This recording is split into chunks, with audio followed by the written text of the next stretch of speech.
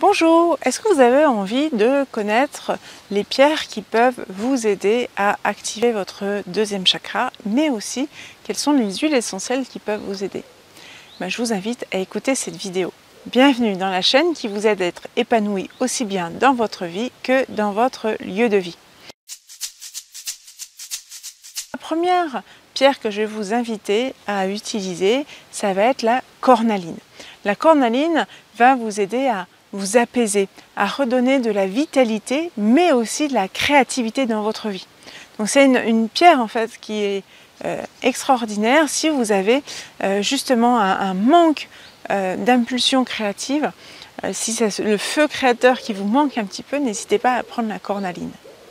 Ensuite, on a la topaze impériale.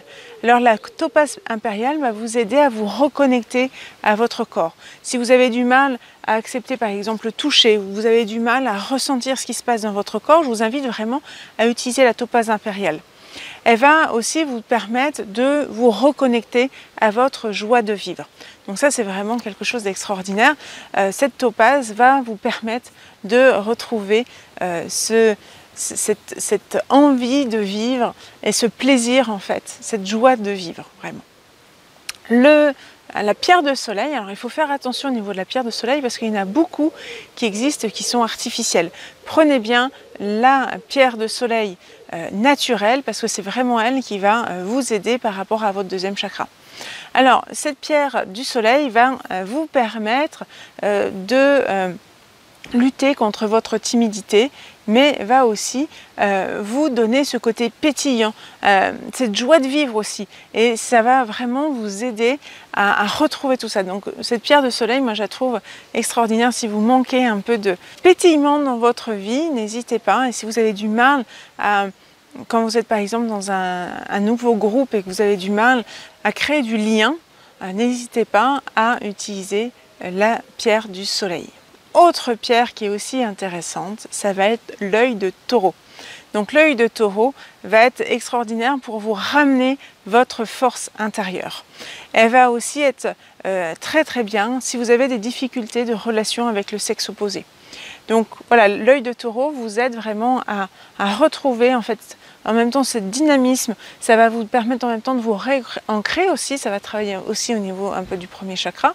Et donc vous allez retrouver cette puissance en fait de la terre et la ramener en fait à l'intérieur de votre corps pour sentir vraiment cette force à l'intérieur de vous. Donc au niveau de l'aromathérapie, ce que je vous propose en fait d'utiliser comme huile essentielle, ça va être l'ylang-ylang, mais aussi le bois de santal. Donc ces deux huiles essentielles, vous pouvez en mettre soit dans de l'huile d'amande douce et de vous masser le bas du ventre, mais aussi le bas du dos, parce que vous vous souvenez, les chakras vont avoir un rayonnement devant ou derrière. Et vous pouvez aussi l'utiliser en diffuseur. Et c'est vrai que je pense que ce qui peut être le plus intéressant, ça va être de l'utiliser vraiment en massage. Parce que comme le deuxième chakra est lié aussi au toucher, le fait que vous allez reprendre plaisir en vous massant, en retouchant votre corps, ça va vraiment vous aider en même temps d'activer votre deuxième chakra.